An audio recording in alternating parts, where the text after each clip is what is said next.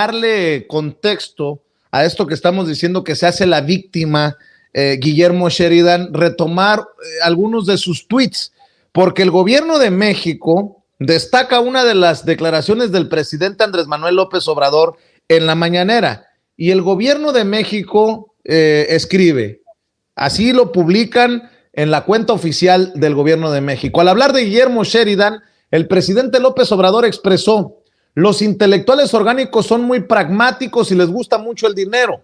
Lo que les molesta es que ya no reciben dinero del gobierno porque ya se habían acostumbrado.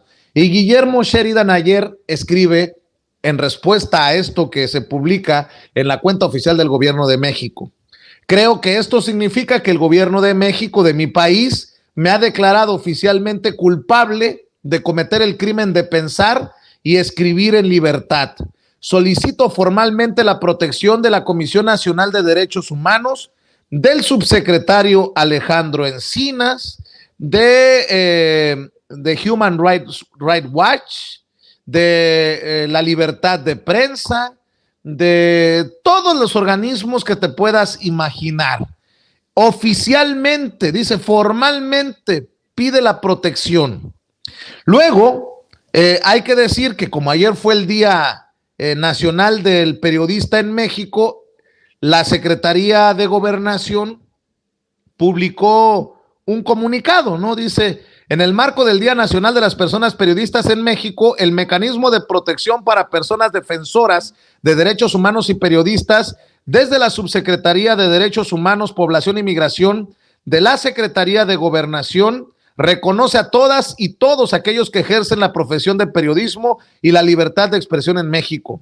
La Constitución y los tratados internacionales de derechos humanos reconocen el derecho a la libertad de expresión de todas las personas, por lo que las autoridades del Estado mexicano tienen la obligación no solo de abstenerse de cometer cualquier acto que busque limitar o menoscabar la labor de las personas periodistas, sino también emprender iniciativas desde los diferentes ámbitos de acción para fortalecer su protección y consolidar una cultura de garantía a sus derechos humanos. Es importante reconocer que el libre ejercicio de la actividad periodística en los estados democráticos permite construir y fortalecer el debate y la opinión pública. La función de las y los periodistas requiere de medidas de prevención que les permitan ejercer sus derechos eficazmente y evitar que sean objetos de amenazas o situaciones que pongan en peligro sus derechos como la vida, integridad y seguridad.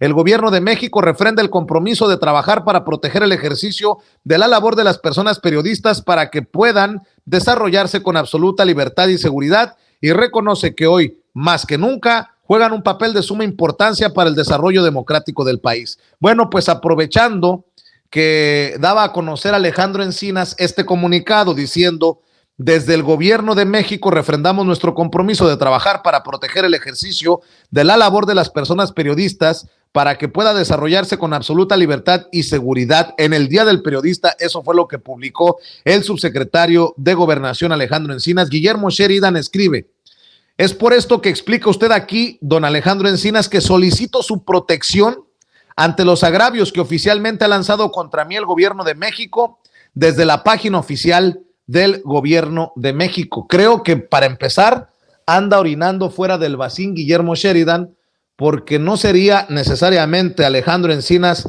a quien debería pedirle protección, sino directamente al licenciado Irazoque, que es el responsable precisamente de la protección a periodistas, a defensores de derechos humanos, este mecanismo.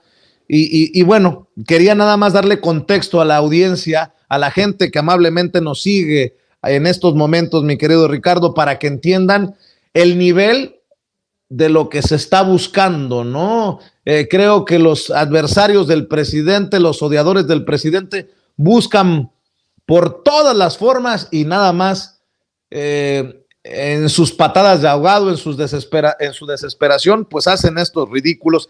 Es mi opinión, en su momento yo sí pedí protección luego de que Lili Téllez denunciara que su hijo menor de edad había recibido amenazas de muerte. Dije, hay que proteger al hijo de Lili Téllez, por más opuestos que seamos a su visión o más alejada que esté la visión de Lil Telles de la de nosotros por la transformación de México. Pero lo de Guillermo Sheridan creo que está claro, ¿no, mi querido Ricardo? Perdón que te haya interrumpido.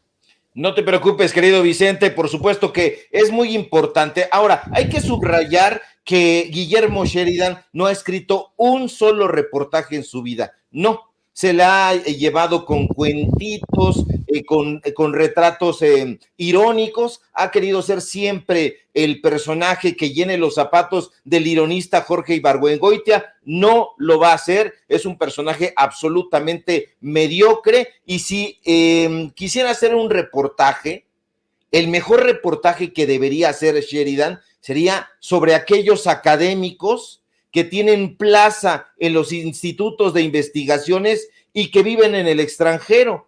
Ahí saldría su nombre.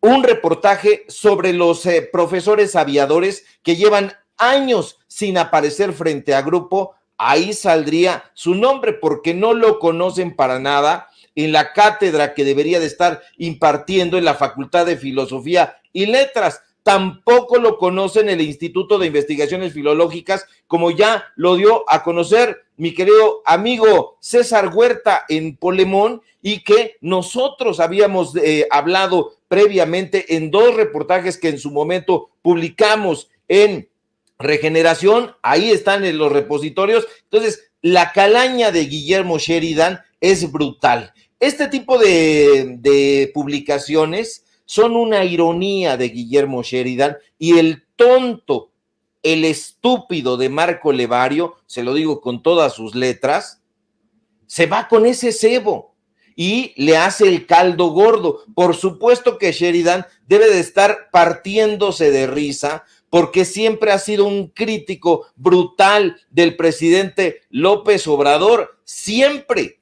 Y ahora, pues bueno, quiere travestirse de personaje perseguido. No es perseguido, no lo van a perseguir nunca, no ha recibido ninguna amenaza de muerte en ningún caso, en ningún momento, pese a lo que él quiera alegar. No hay pruebas. Sin embargo, evidentemente, este personaje que él sí ha robado, porque un plagio es un robo, él ha robado la publicación de las cartas de Octavio Paz sin haberle solicitado permiso al dueño de la obra de Octavio Paz, en este caso que es el DIF de la Ciudad de México. No le ha pedido permiso, y sin embargo, con la anuencia de la editorial Siglo XXI, con la anuencia del priista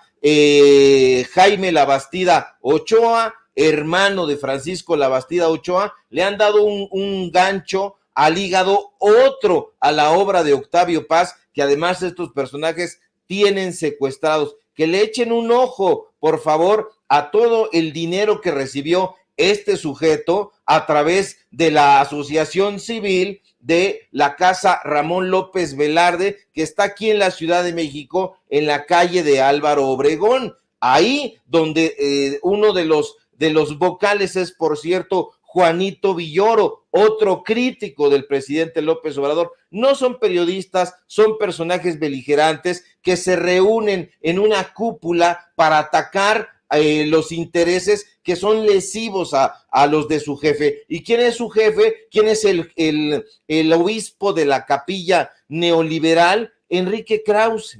Hay que verlos todos en torno a este personaje, y él está, por supuesto, en su sillón patriarcal neoliberal, carcajeándose de todo este lío que ha armado, porque antes del gobierno de López Obrador nadie conocía a Enrique Krause, nadie conocía a Guillermo Sheridan, y si se han acercado a ellos, deben estar felices, deben estar exultantes, porque entonces ya se está desempolvando por curiosidad la obra de estos sujetos, que antes no salía de un circuito muy pequeño. Entonces, no les hagamos el caldo gordo a este tipo de sujetos que siempre están en contra de López Obrador, porque saben que eso vende. La tribuna más importante de comunicación en este país, en este momento, es la mañanera, no hay más que buscarle. Y si ahí López Obrador se refiere a Héctor Aguilar Camín, quizá por morbo la gente vaya, acude a su revista, a sus libros, y lo mismo ocurre en el caso del grupo Letras Libres.